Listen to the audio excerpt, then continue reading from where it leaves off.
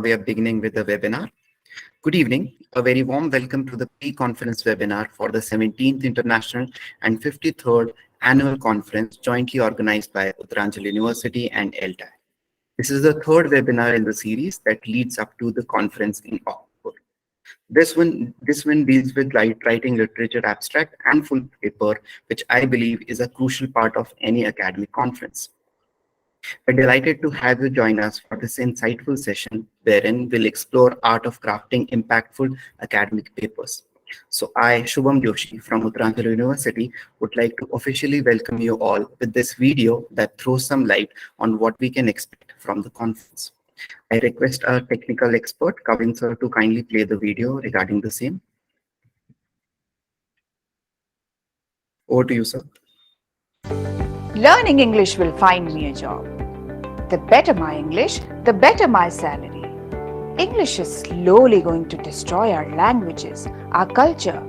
But it is English that opens the doors of the world to me. All these questions keep plaguing our minds constantly. Is there any objective answer to it? The 17th International and 53rd National Annual Conference of ELTAI invites answers to these questions. Uttranchal University is happy to serve as a home for such deliberations from scholars across the nation and abroad. We invite you to be a part of this conference that is intended to serve as a milestone in the field of academia. We at Uttranchal University eagerly await you. Register soon.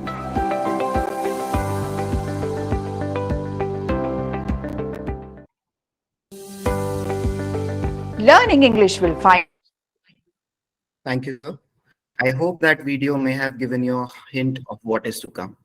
With this out of the way, allow me to present Dr. Nishevita Jayendran, Assistant Professor of Literature and Humanities at Center of Excellence in Teacher Education, Tata Institute of Social Sciences from Mumbai.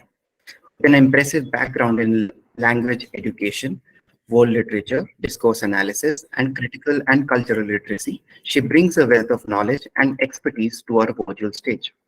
Dr. Jayendran's accomplishments are noteworthy, having authored the book Language Education, Teaching English in India, published by Routledge, UK and India in June 2021. Her dedication to promoting literature education extends beyond the confines of a university, as she has developed MOOC courses, conducted workshop on creative writing and expression, and leading significant research projects on autonomous language learning practices and critical theories among students.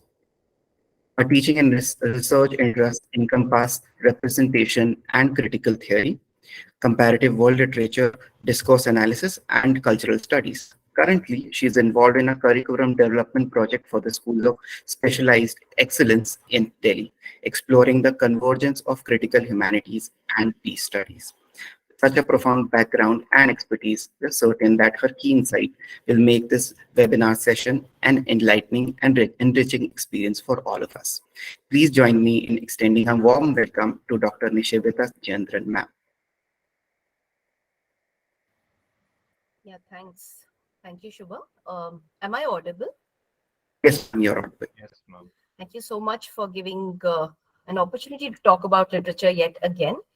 And ELTAI is always a wonderful community to come back to and connect with peers, colleagues, and share new ideas. So I believe I have an hour, right? Yes, ma'am. So yeah, so we just thought that perhaps we could talk a bit around the idea of global citizenship and global citizenship education itself, which is the larger theme of the conference. So perhaps divide the transactions into the discussions into small blocks. I was just thinking of first unpacking and trying to understand what literature and global citizenship means as a concept and what implications it has, and then go into certain then move into the instrumentalities of how to envision papers, especially within the scope of the current conference, and finally into how to write a paper on something on just ideas. So these are just structured thoughts structured around a set of possibilities, by no means binding or prescriptive in any way, because the very essence of literature is creativity, but it would be good to discuss some of them, is what I felt. Um, I'd like to share my screen initially. Please let me know if this is visible. Just give me a minute. Is my screen visible? Yes, ma'am. Okay.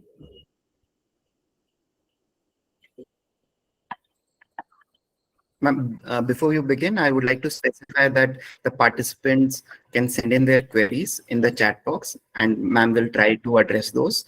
And at the end of her session, we'll also have a question and answer session wherein you can come with your queries once again.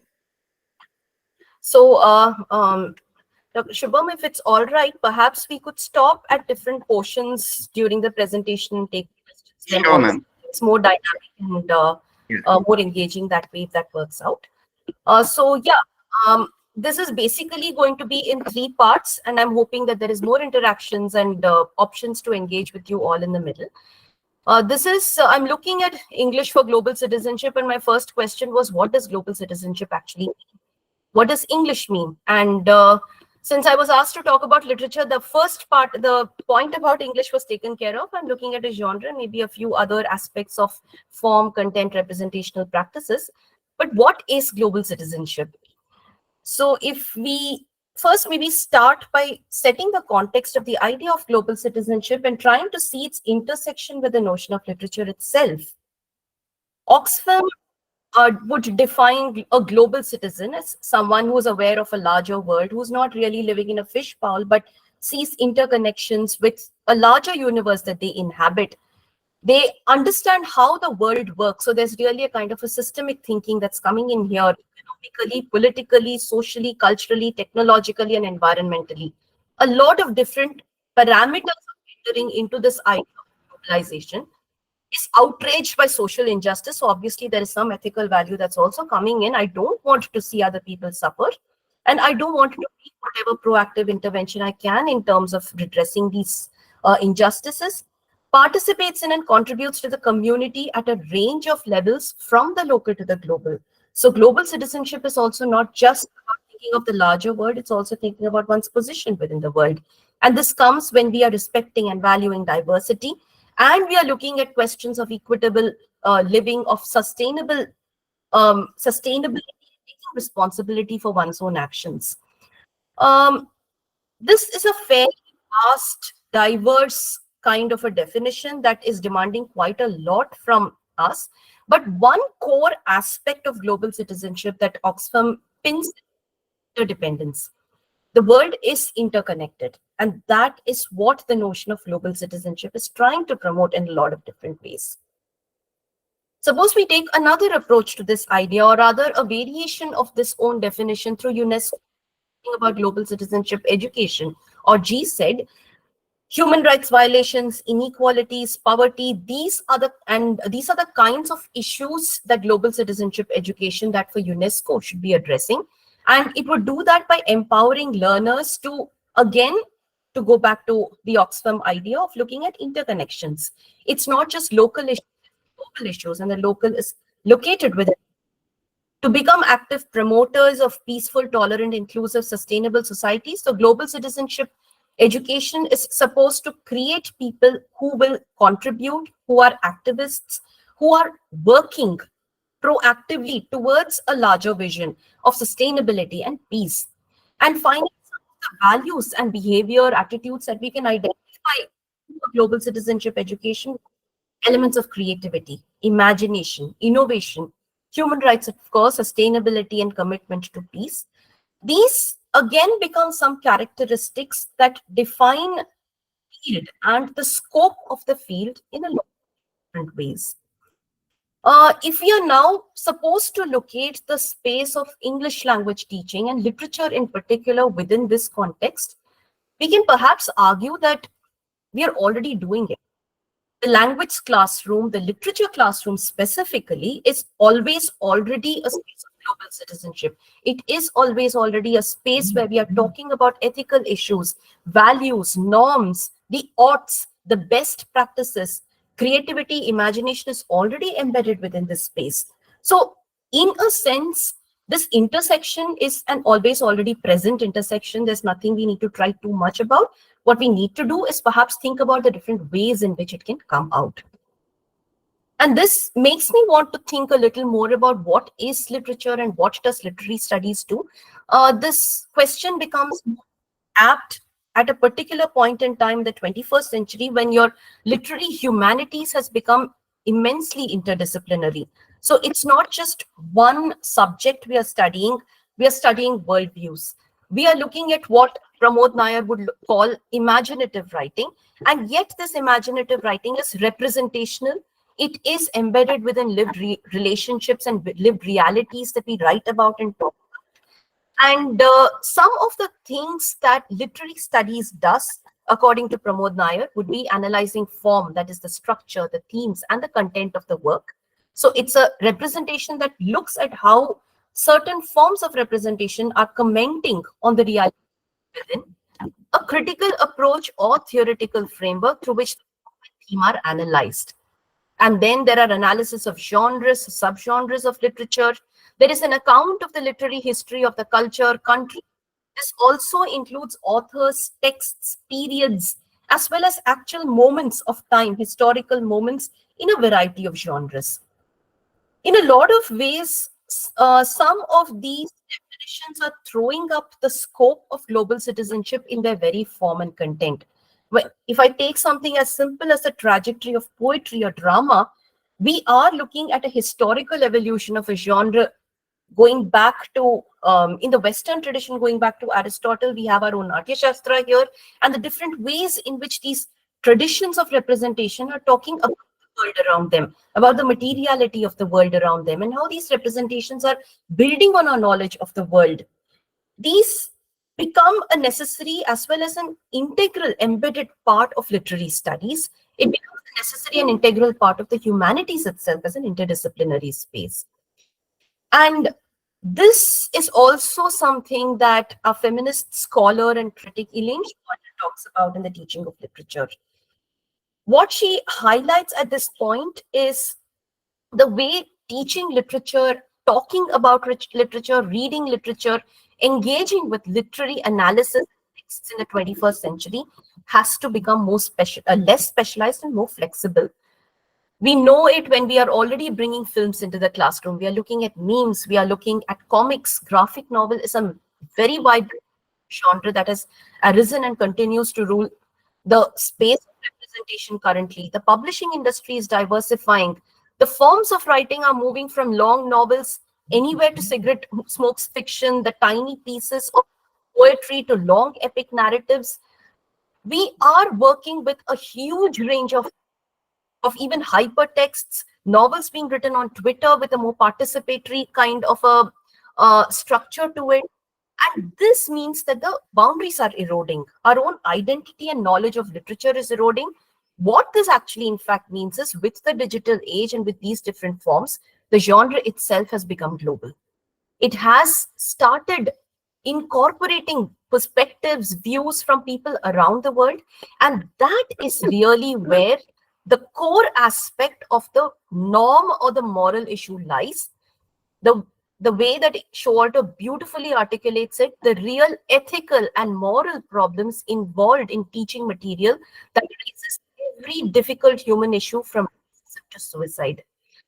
It's this element that combines the element of certain responsibility that texts have, the literary humanities have, towards knowledge construction, that needs to be welded with the global citizenship agenda, of sustainability, of human rights, of discourses of peace, of creativity, imagination, that needs to come together in a lot of ways in how we transact these different spaces within the language and literature classroom.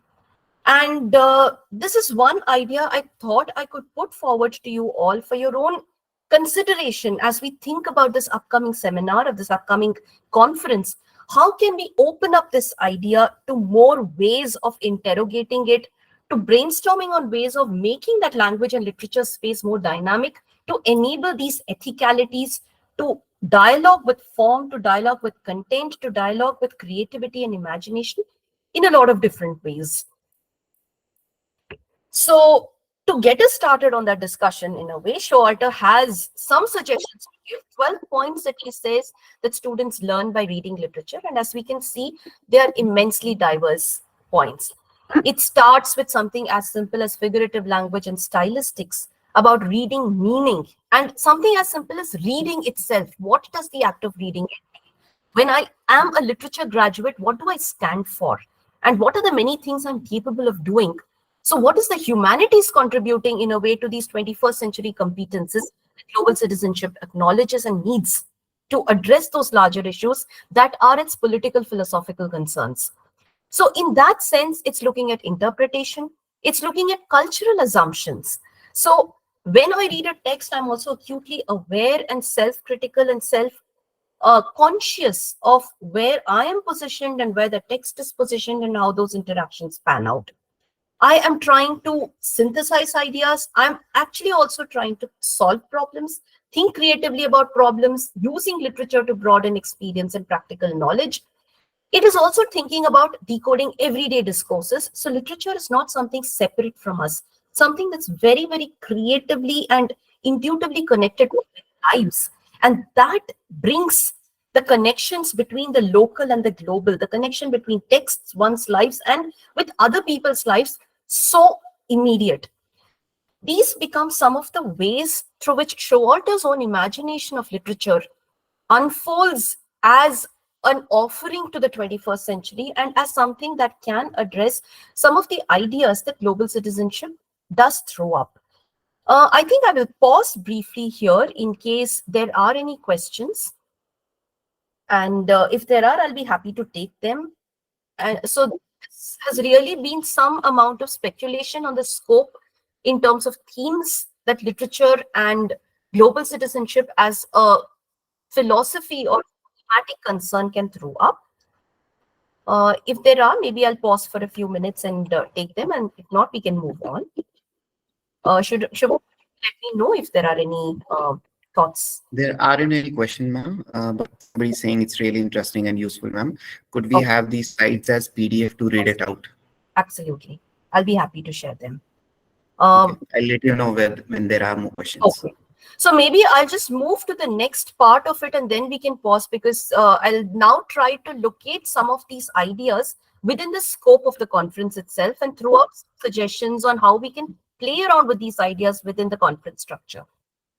So when I'm talking about English and global citizenship, and the theme is also largely multiple teaching acts and learning experiences, how can I mobilize these theoretical concepts into a more practical, pedagogical, immediate learning experience that I can talk about with peers in the conference? So these are some set of themes that have been advertised, have been suggested as positions where you can place your own papers and brainstorm on how the notion of global citizenship and literature can play out. So one option is it can be looked at as they can look at varied pedagogical approaches for different literary genres, keeping in mind the value of global citizenship as well as literature, the potential that literary humanities has as an ethical space, as a political space, as a creative space, as a commentary. This is Seymour Chapman's idea of literature as a commentary, that structuring something. The narrative has what we would call a diction, and the diction generally entails a certain position that the text or the author or the writer takes with respect to the theme they are dealing with. Can I unpack those ideas at a thematic level? That would be one. The second would be, how do I work with representations? How do I teach interpretation? How do I teach creative writing? How can I talk about discourse analysis? Or how can I talk about merely communicative discourse that's coming, a language through literature approach perhaps? The teaching of literature itself for genres, and what pedagogies can I adapt and adopt so that the questions of human rights, the questions of sustainability, of equity, of justice is adequately expressed. My own relationship to the world is explored further. Similarly, levels. How can I do this at a primary level versus a secondary level? Would there be a difference, for instance, in my choice of texts? Would there be a difference in my choice of pedagogies, the kinds of prompts or scaffolds that I may want to design for these different levels? What would be the nature of the text? Will it be text heavy? Will there be picture books? Can I take picture books into a secondary level? Can I take a text heavy text into a primary level? How do I transact them in a classroom space where I'm bound to complete a syllabus, for instance, but can still bring in some of the values that global citizenship and literature as intersecting spaces enable? What would be the appropriate methods in the current context? That's again a very interesting idea to unpack, because we might want to think about what the current context entails in terms of global citizenship. And a dominant theoretical framework that's coming up here with respect to culture is cosmopolitanism. I am living in a world where I need to respect diversity, but sometimes the way in which I express that respect can often be misconstrued. So an example that Arjun Appaya gives, for instance, is right now, about 10, 15 years ago, it was normal to ask people, hey, where are you from? But today we don't ask that, because migration and movement across and a globalized community means it's very difficult to answer a question of that kind. Identity itself is complex and intersectional and layered, and it really doesn't matter, because people are talking in terms of diversity, equity, and inclusion, the DEI as the anthem currently. In this case, the norm or the cultural norm is actually not to ask where you're from, but to go with the flow and accept that you are where you are and take it from there. In this case, what would a teaching of literature entail? What would the teaching of global citizenship entail itself in the language classroom? And then, of course, the challenge of cultivating a reading culture among different age groups. As language teachers, I'm sure we all encounter the frustration of a dying reading culture. And the nature of texts that people read, the nature of books and works, and the resources that we actually both consume and produce are dramatically different from what it was several years ago. It's also changing quite rapidly. In this case, what does literacy mean? What does critical and cultural literacy mean? Where and how do I entail a culture that will enable a deep reading, going into the depth of works, not just to unpack and enjoy the work, but also to engage with the values that a work can propose? How do I evaluate those values? How do I know whether they are aligned with human rights discourses and are truly interdisciplinary and are truly global in their own ways? And what are these different strategies to overcome reluctance, to sensitize people to different reading strategies and works? Mass media becomes another huge space to explore with respect to global citizenship. And how can we locate a discourse of the literary humanities within mass media? That itself is a question that we can consider in a lot of many ways, including a participatory reading culture and how do we work with it, social media, transformations of English, and of course, contemporary Indian literature. What is Indian literature? Where does Indian literature actually come from? And where are we positioned with respect to global citizenship and globalization as an idea in itself? These become some spaces for you to think through, for us to interrogate, investigate, push ideas further, discover new works, new voices, new authors, new writers, new forms and genres from across the world and the country, and see these disparate interconnections, perhaps comparative approaches. Now, these could be located under certain sub themes, if you will. You could consider content as one entry point, the position of literary texts in a globalized world. We are looking at big categories right now, like world literature, which is essentially global, and that actually derives from the idea of global citizenship in Goethe's time as as literature that is coming across because of trade and different people meeting each other. So the world literature was born as a globalized and cosmopolitan literature. Diasporic writing becomes another form of or content that one can explore if we are looking at literature and globalization and global citizenship. Literatures in English and translation. Translation is one of those core elements that come into the notion of the local and the global. So I speak, but what are the poetics of translation? What are the politics of translation? What place does English have in terms of imagining these translations? Cultural and media studies is another huge disciplinary space within which the notion of globalization works, within which the notion of global citizenship also works, because it is from these spaces that our discourses, competencies of intercultural competence, of critical creative thinking, of empathy. We speak of SEL, social and emotional learning nowadays, and that's again something that is embedded within the idea of tolerance and empathy and sustainable development of peace. They are inseparable in a lot of ways. They come through a certain understanding of content. Another aspect that we can look at, especially when we are seeing, for instance, the first aspect of pedagogical approach, would be approaches to teaching in literature in an interdisciplinary world. Can I teach language through literature? Can I teach literature for stylistics and creative writing? Can I teach it for intercultural competence? Genre studies. How do I understand fiction? How do I understand poetry? And in each of these, we can consider ways of locating the discourse of global citizenship more concretely to unpack how, say, the evolution of poetry over a period of time flows, or how the fiction or the genre of the novel has changed over time from across different areas and different countries, different locations, cultures, has enabled that kind of an expansion of the genre to happen. What are the implications of this genre? How are we positioned today in India with respect to that genre? Could be some questions that get thrown up. Understanding culture and literary traditions, I think Elaine Showalter has quite profoundly pointed out the way this notion of reading comparatively across cultures, across texts, a comparative approach is critical in a way to appreciate the diversity, to reinforce that diversity, and bring in that sense of equity that comes in. So these could be some approaches and pedagogies that can be explored on enabling that kind of a value to come through. Of course, there is thematic studies and area studies which we cannot ignore, whether it's gender, whether it is war, whether it's love, beauty. If I'm talking about studies, if I'm talking about eco-criticism, environment studies, there is a huge element of interconnection and interdependence that Oxfam has been raising with respect to connected human experience. And we see this also happening, for instance, today in literature departments that are located under Asian studies centers, under foreign policy centers.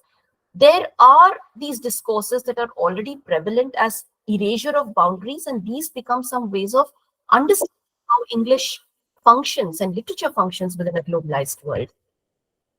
And finally, the actual pedagogies of what Rosenblatt would call efferent versus aesthetic approaches. So an efferent approach would ideally, typically involve reading for just the summary.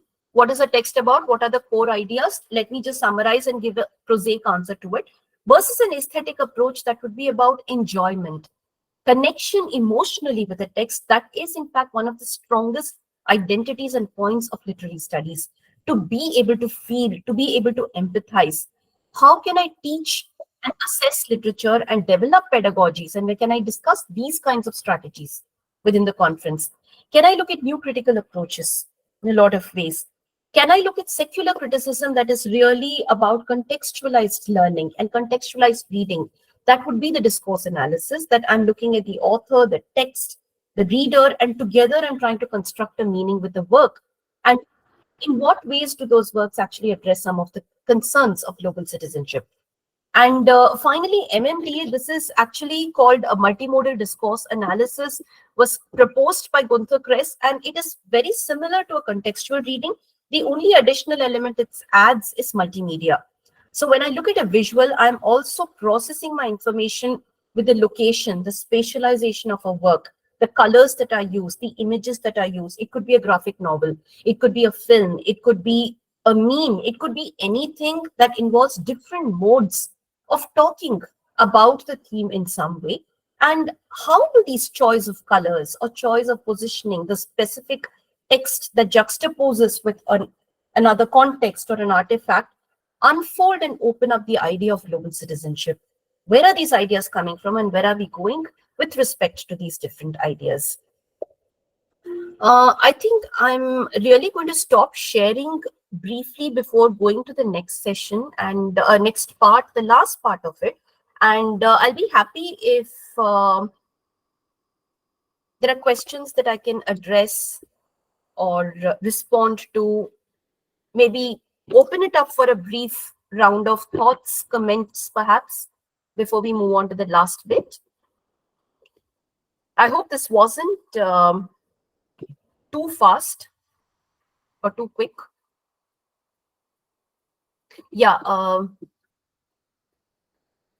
let me just scroll through some of these chats. I think maybe I'll start with the very, if you can unmute and speak, I think that would be great too.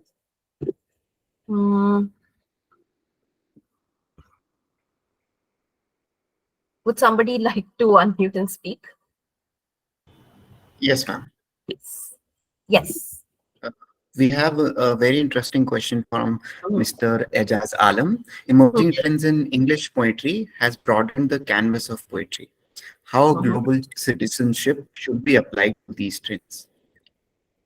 Thanks, Ejaz. Alam, do you want to also briefly give some examples of the broadening of this poetry? I think that will also help you think through the idea of global citizenship.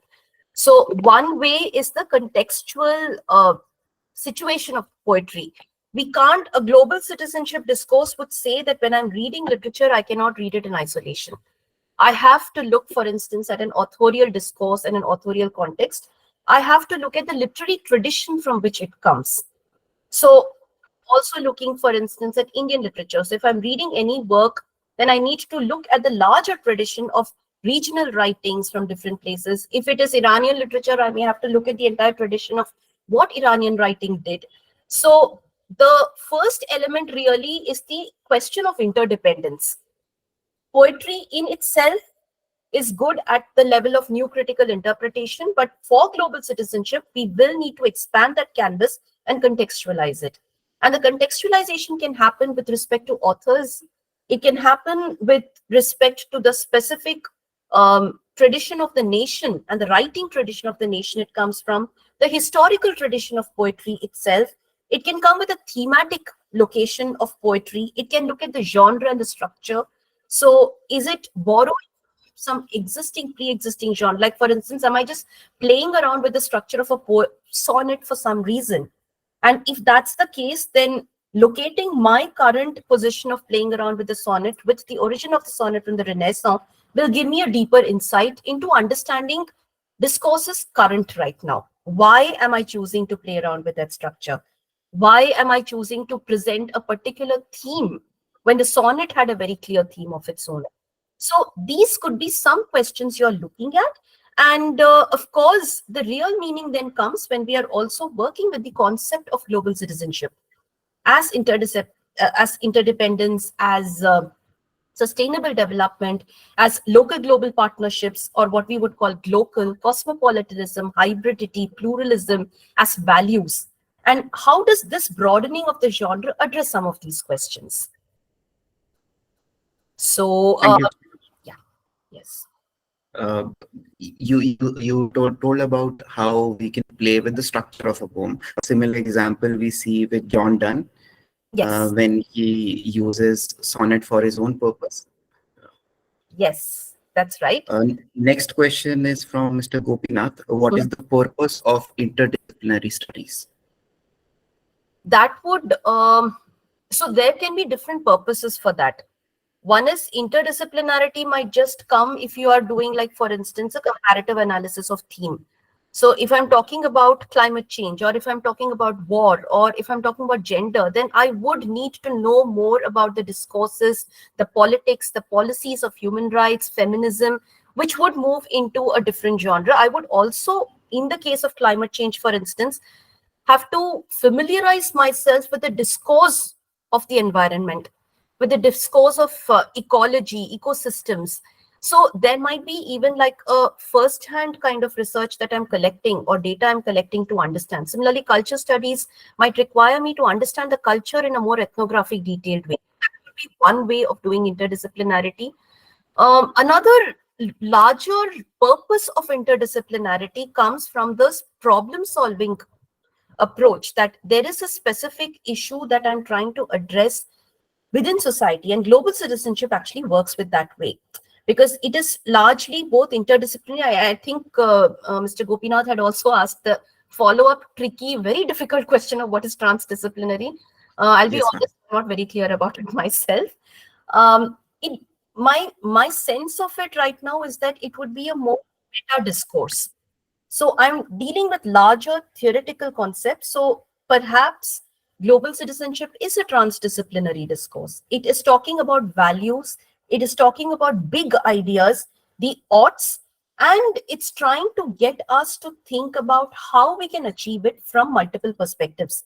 So literature alone or language classroom alone or English alone will not be able to achieve that end. Literature and the humanities have to dialogue, they have to be talking with other disciplines as well in order to address that larger issue of, say, diversity. Or if I want inclusivity within the classroom, it can't just be reading a text. There have to be other things that also come in. So those are the places where, especially with interdisciplinarity, we work with a problem solving aspect of first identifying what the problem is, interrogating it, trying to see places where possible interventions can be made, and then devising solutions to go into it.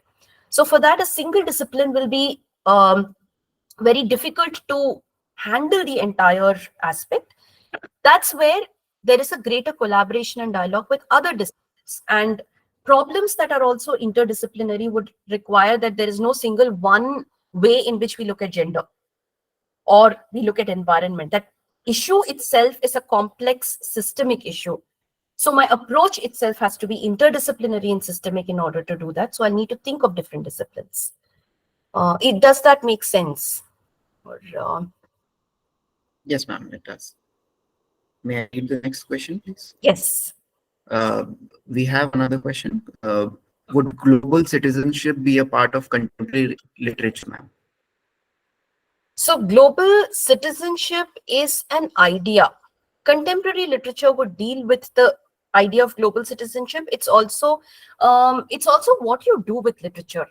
Works are not born literary. Sometimes they become literary because of how we read them and how we process them, and what ways in which we can actually work with texts in order to address some of those contextual issues that are the concerns of global citizenship. So it will be one of the entry points. It can't be the only one, but it does definitely have a value in proposing norms, in proposing solutions, in proposing reflections on these global citizenship concerns as well. Next question is from T.H. Lawrence. In a world of distinct cultures, how can we integrate global literature into local?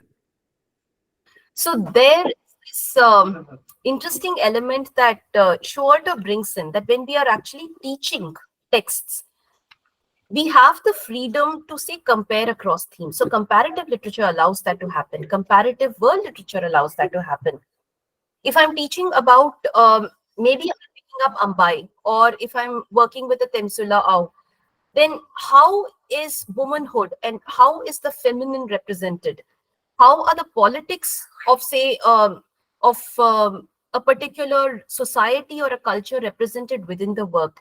In what way do they talk to other ethnic works that are being done? How do indigenous writings compare across countries and continents? So these could actually become strategies in a way and pedagogies where we are expanding a current discourse and bringing a world and a global citizenship discourse into the classroom. Because what we are really doing is opening a way to comparing different types of experiences of, say, womanhood, and through that entering into cultural discourses, understanding that perhaps perhaps Tangamatta in A Deer in the Forest is similar in some ways, but also different in other ways to women in certain privileged positions of society who are also getting oppressed in their own way. So that it comes in the manner of reading and in consciously bringing additional texts to compare and contrast across, that can expand the oeuvre of the discussions itself within classrooms. This could be one strategy. I'm sure there are many more that we can discuss though. Yes, ma'am. We have another question, which is similar to what you've just answered right now from Lasika S. How Mhm. to associate or correlate local with the global in context of language classroom? So you can look at it from the perspective of cultural studies. You can see it in terms of, say, subcultures or language variations. A lot of new media forms can be brought in a way. So we could look at rap music or just the latest kinds of jargons or discourses that different generations have. That would be at a linguistic level. Since I'm also looking largely at literature, I think we could adopt a language through literature approach, and the local and the global can be brought in terms of understanding dialects through texts. So when I'm looking at conversations, that is one example when an authentic speech is used in good literature to convey a certain form of speech pattern. Or how do, like someone like Nissim Ezekiel, who very consciously uses incorrect grammatical English in Goodbye Party, that becomes one way of understanding the tension between Indian English and British English, and what our identity means, and why we need to ascribe to any one particular form of English when it's creativity, expression, and life itself that needs to be celebrated in terms of inclusive pedagogies and inclusive experiences. Could be one way, perhaps. Yes, ma'am. Uh, Next question is, can we count petrofiction as contemporary literature? Yes, I think definitely we can. One of the beauties of contemporary literature is it's evolving, so there are no boundaries yet. I think we will, however, need to be a little cautious about how we define literature from just anything that gets written. So there will have to be a little more nuancing in terms of the values that good literature brings and the contribution it makes, rather than just a knee-jerk reaction or mere prettification. And if that value, so some of these people like Showalter or Pramod Nair's works, and Edward Said is another good theorist who has written extensively about literature from theoretical perspectives, whose ideas can be used to understand how to evaluate texts themselves in a lot of ways. That can then help us choose the right kinds of works and even understand the, Thank you. yeah. We have another question. We've started with defining globalization. The definitions were from UNESCO and other sources. But why don't we refer to what Indian literature says about it? We It should. is said in our books. Absolutely, and that is precisely the point of this conference. We need more voices coming in from the South Asian, because unfortunately, because emphasis of a Western knowledge structure, an Indian and a South Asian and global South perspectives are not being theorized enough. And I think we need to bring that voice in. We have to, the whole point of globalization is about plurality, and that voice needs to come in. I apologize if I have used only two of these references. One, it was in the interest of time and only to also give a meta discourse over there. I'm also not very fluent with too many Indian languages, so that's something I'm trying to build on. But I feel this is a good forum in terms of a conference itself to do that kind of digging and bringing in that original work into the discourse and legitimizing it. I think it can only happen through these kinds of conferences and the kinds of uh, researched work that we publish. We should make that effort to do it. So thank you very much for raising that question. I completely agree. Yes, ma'am. Next question. I'm looking for it. Can we address the issue of universal grammar with a little different and original view compared to what Noam Chomsky said? Can you repeat that question, please? Can we address the issue of universal grammar with a Hmm. little different and original view compared to what Noam Chomsky said? That would depend on what that original and different view is. The answer will lie in the answer to that question, quite literally. I think one will need to remain a little more faithful to the original, so that we are not disfiguring Chomsky's idea completely. But again, I'm not very sure. I'm sorry, I'm not going to answer that question right now, partly because I'm not entirely sure what it means.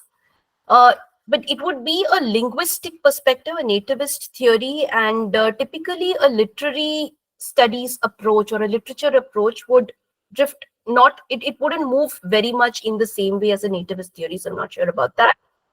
But I think maybe probing it a little bit further and could help.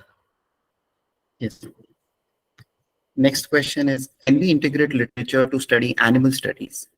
As we have Yes. very little literature to review, and how much possibility can we think of doing a research on it?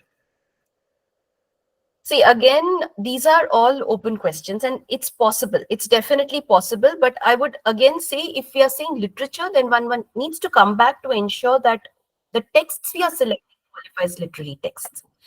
Otherwise, there wouldn't be an issue with doing it. Or the studies using creative works can be lodged within, say, a culture studies or a thematic area or an area studies perspective. And that is where, in fact, it becomes interdisciplinary. Because if you're talking about animal studies, you can't not talk about the science behind animal studies. So it will become an interdisciplinary space, and the very specific literary text you're bringing in is one perspective to that larger discourse. So that is very much possible. Yes. I think that is pretty much also in the direction in which a lot of research, teaching, reading, and writing is moving nowadays in the international space. Yes. Absolutely right. I believe it is. We are at a point of time where it is difficult to isolate yourself. You're always connected with other disciplines and stuff. Next question is from Pinky Chug. Talking about universalization, don't you think that it is high time for us to support Indian English accent and not try to make our students learn the British or American accents? This can be one shout out in this conference. Absolutely. Please shout it out really loud. In fact, I'm wondering why we are even spending time teaching accents instead of other things. Like, do we really need to emphasize on accent as much as, and how much priority do we want to give that? Would content or would critical thinking and would the ability or the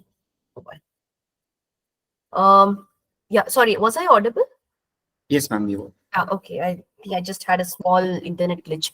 No, I mean, the larger discourse also, when the current discourse right now, in fact, is DEI. It's diversity, equity, inclusion. And one of the fundamental aspects of DEI is individual identities matter. That is what comprises an inclusive society.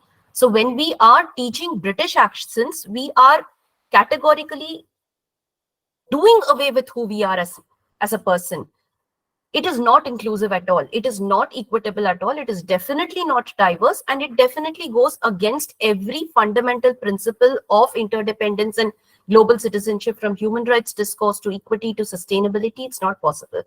So even from a normative perspective, thinking in terms of teaching a dominant accent becomes redundant within that discourse of global citizenship or of any inclusive society. And this is not just for English, it's for any language. Like, there are variations. I think that's what Professor Agnihotri says, right? Like, your dialects, there is no such thing as a standardized language, because every dialect in the world, including oral traditions, have a structure. You can't function in a language without a structure. What we need to do is to respect that and to allow for that inclusivity to come. So yes, definitely we can do away with all the accents and perhaps think about how we can learn through those accents and bring the diversity to talk about the human beauty and richness that we have as a species in terms of expressions and creative expressions. How can we talk about it in multimodal forms? Why can't Gond art, or why can't, for instance, Warli art be considered a language? Do I really have to think only of script as a language? How about performance languages? And that sense of expansion comes and is allowed by a space like literature with its performativity, theatrical traditions, now with films, with multimedia coming in. I think it's we are living in very exciting times. So can we explore that and deepen that engagement a little further in terms of creativity? Yes. Next question is from Mr. Vishnu. Is it appropriate to introduce literature at secondary level?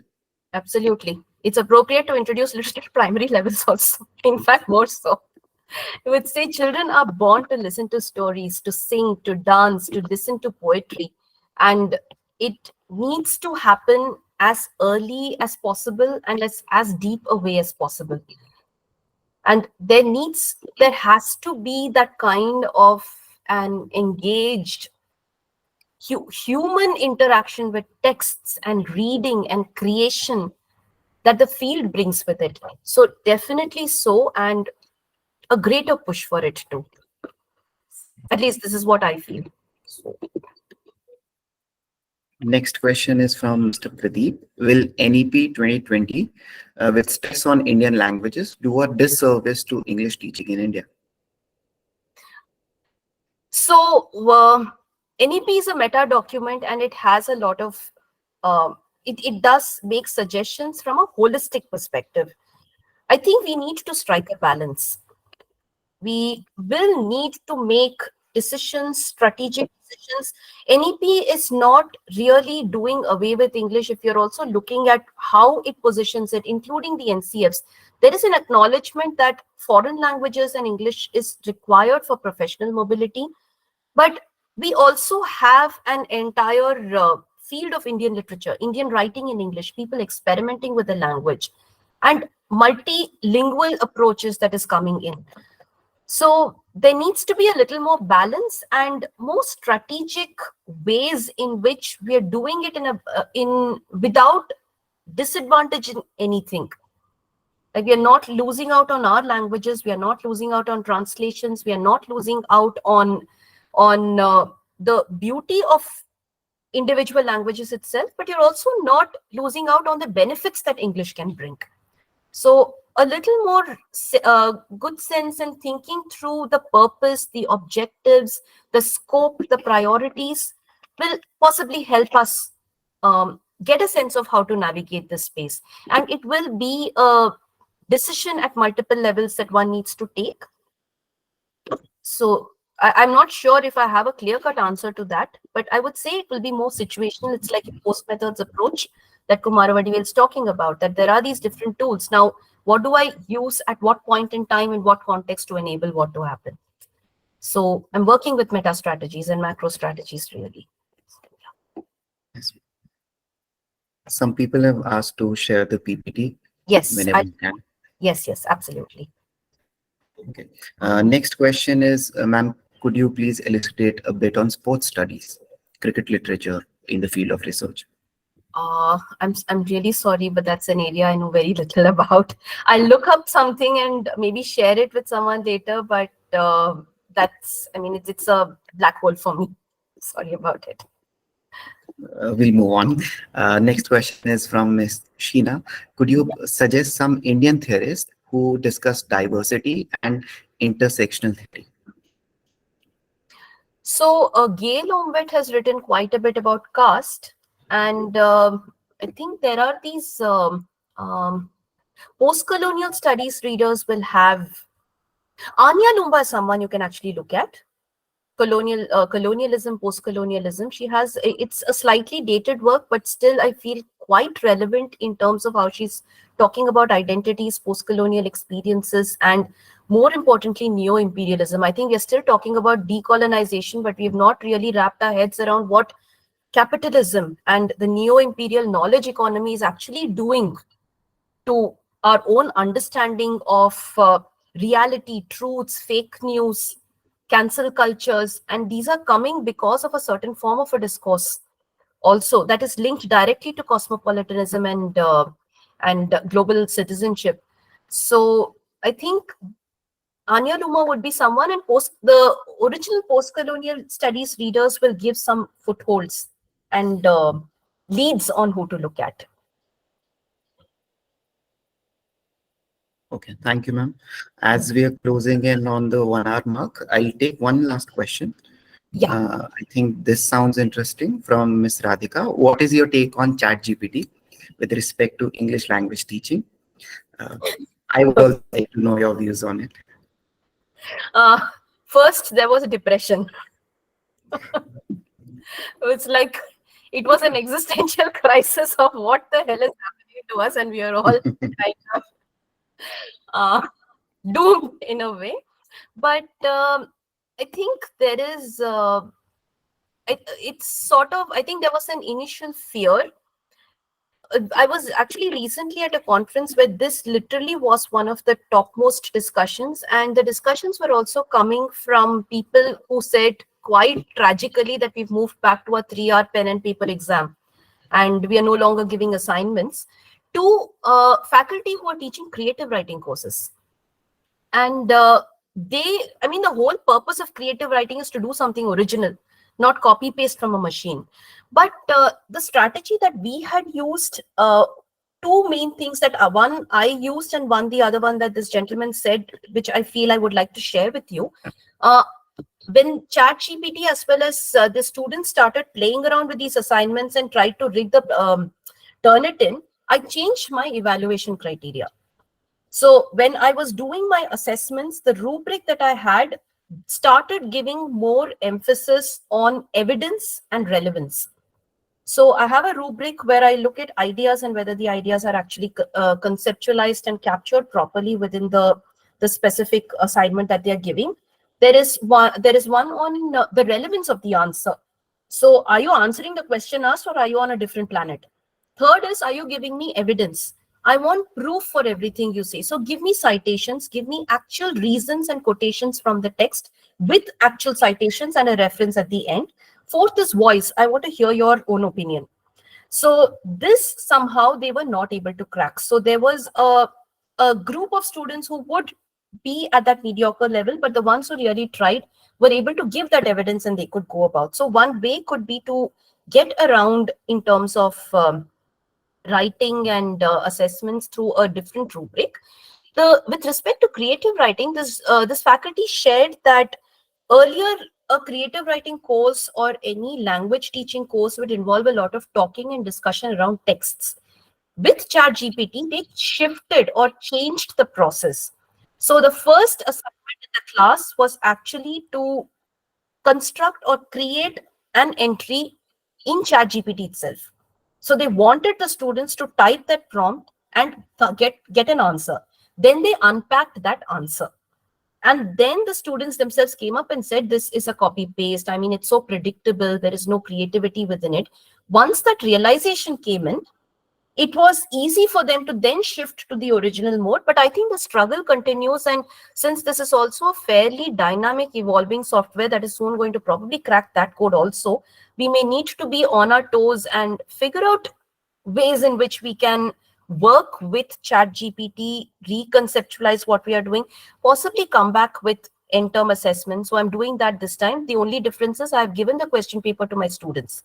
And I've told them you have 2 hours to write. So you prepare for this answer and come, but you are writing in front of me. So there could be different variations with which one can work with this. But yeah, I think we may need to rethink the ELT idea itself of English language teaching and why it is that we are teaching English language when we are thinking in terms of diversity and Indian English and languages itself. So it's always going to be that kind of a self-questioning if you want to continue remaining relevant. Absolutely right, ma'am. Recently, I read an article about how to counter ChatGPT as a teacher. Okay. All right. And what did it say? It suggested a few practices that you've also mentioned. So people in the West are also now practicing, are asking students to write the paper rather than typing it out. Right. So we've closed the 1 hour mark, and the questions are still there. Okay. I think, yes, ma'am. So yeah, I think there are just 2 more slides on some tips on how to write a paper and an abstract. I will not take long, I promise, and not keep you. This will be done very quickly. So it's not exactly rocket science. So I'll just finish it off. Sure. So yeah, ideally, when you're visualizing your paper, what you can do then, especially for the purpose of this conference, would be to maybe map it to the specific themes that are already being advertised and also ways in which you want to take the idea ahead. You could think under which category it falls, whether there's a different category you want to lodge it under. I think that should also be fine, as long as the vision of global citizenship and English language and literature is addressed. Is it a theme-based paper, conceptual, author-based? These are some things that you can think of. And what is your argument? How does your argument relate to global citizenship? So the parts in green that I've highlighted are really the content that your paper can address in terms of the themes and specifically an argument. We would like to hear your voice and have evidence for it, not chat GPTs. And second is, how are you going to lay it out? So since this is a literature paper, the more creative, the more exciting and engaging it is, the more welcome it will be. So these are just suggestions. They are not set in stone at any point in time. They shouldn't be set in stone at any point in time, but we are looking for some amount of coherence. So can I chunk my paper into sections and subsections, and do they relate to each other? And ideally, each section should have like one core idea you're dealing with, and that leads to others. Some of the ways and forms that your conclusion can take could be commentaries, some questions you're raising with respect to global citizenship and your selected theme. Maybe you're problematizing positions within global citizenship or the text that you're choosing, or there is a statement that you're making that you're highlighting or the author is highlighted. These could be some ways in which literature papers could be structured.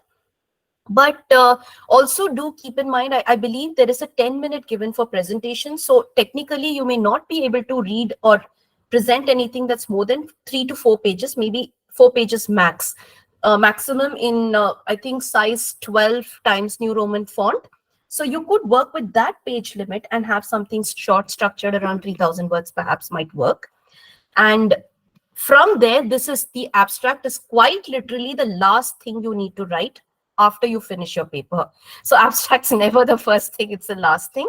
You need to have a suitable title. I think we are looking at approximately 150 words for the abstract. You can introduce a topic in a couple of lines, describe its relevance to the field and to the conference in 1 or 2 lines, but don't spend too much on it. Is there any methodology you're using over here? What is the theme? And then explain in a little greater detail what this theme is. If it's a book, then do outline the plot in a word or two, and how this plot relates to global citizenship. What are your conclusions, reflections, and maybe a few additional keywords. I think this should more or less do. Again, I'll pause here, and in case there are any questions, we can take it up. And then 2 minutes past time, I apologize for that, but yes. Ma'am, before we take the questions, I would like to announce something. So we've started receiving participation for this event, and we're happy to announce that the first 200 participants will get a free British Council English course certificate, which is worth $26, roughly amounts to 2,100. And so we would like to ask you to register as soon as possible to grab this opportunity. A lot of people are asking for the PPT, ma'am. So whenever it is possible and however it is possible, please do so. Next question is, we'll take probably an interesting question. I think you were all quite interesting. Yes, they were. Especially the last one. Oh, okay. The letter of invitation, is that the last? Is that the one you're saying is interesting? Chat GPT. Oh, okay. All right. When can one get letter of invitation, etc.? Okay, this is a technical question. Somebody has asked, Dr. Arabati Pradeep Kumar, could you throw some light on post-truth analysis?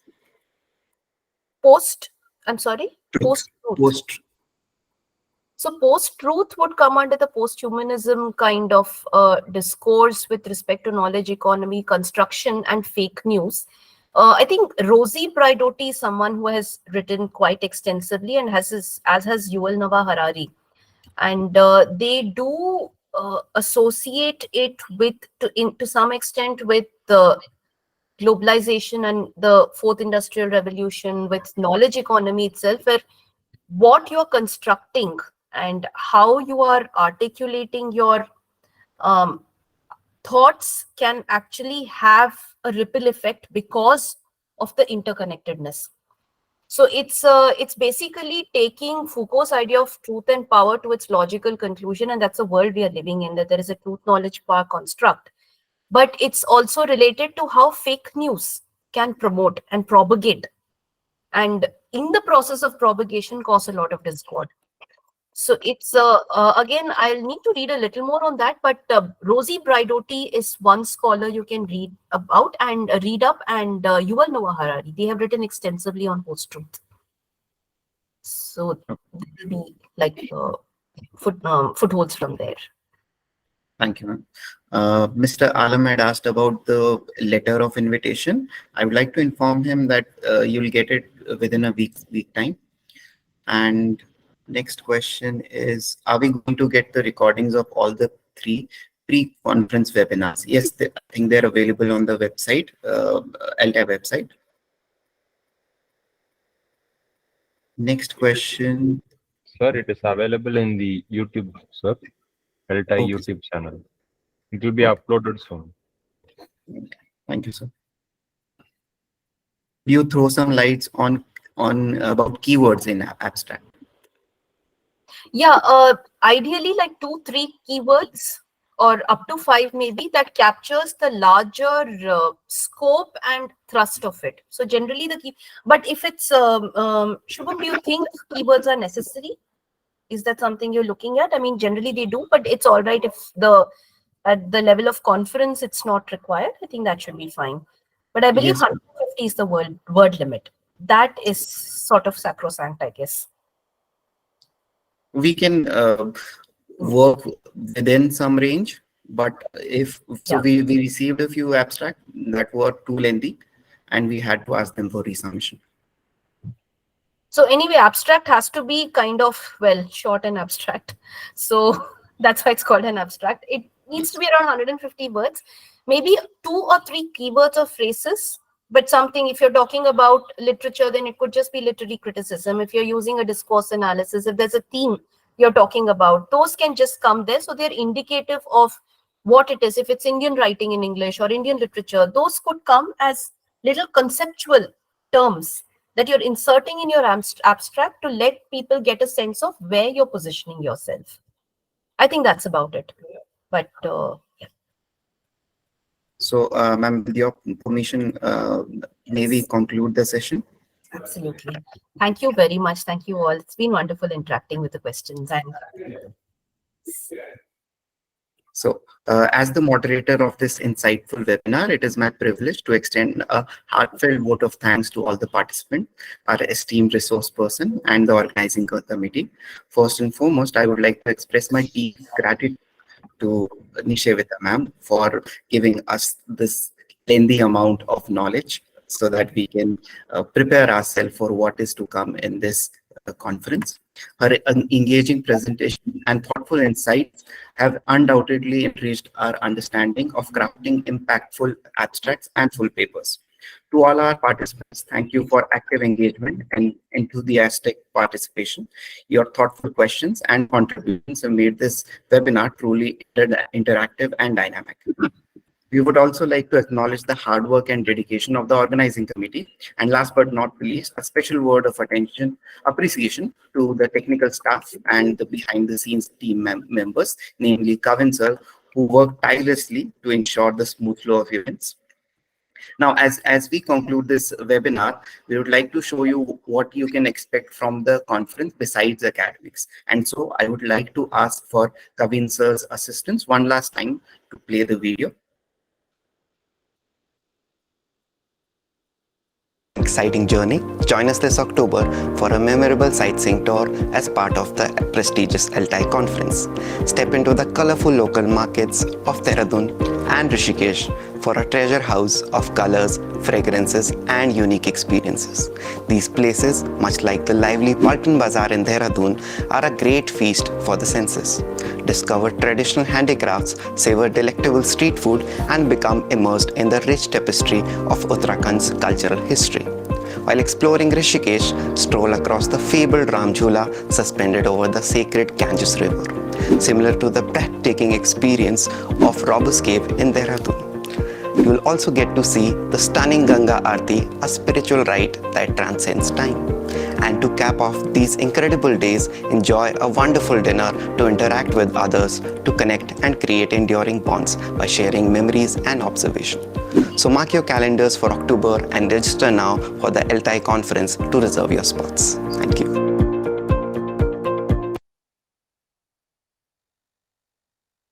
Thank you so much, sir. We hope to see you all actively participating in the upcoming events of the 17th International 53rd Annual Conference of ELTAI. Once again, thank you for making this a success. Thank you, ma'am. And thank you, everyone. Now, before leaving, I request all the participants to kindly register for the 112th ELTAI webinar titled Artificial Intelligence in the Language Classroom, which will be organized on 30th July. Thank you. Good night. And I will just leave you with the image or the general idea of the next webinar.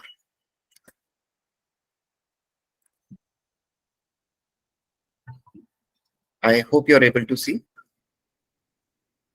Is this visible, ma'am? Yes, sir. Yes, yes, it's Yes, sir. Thank you so much. In fact, this answers the question that was asked about ChatGPT. It's Yeah, absolutely absolutely. yeah, perfectly. Thank you. Thank you all so much. It's been an absolute pleasure and a wonderful evening. Thank you. Thank you. Thank you, ma'am. Thank you, sir. Thank you.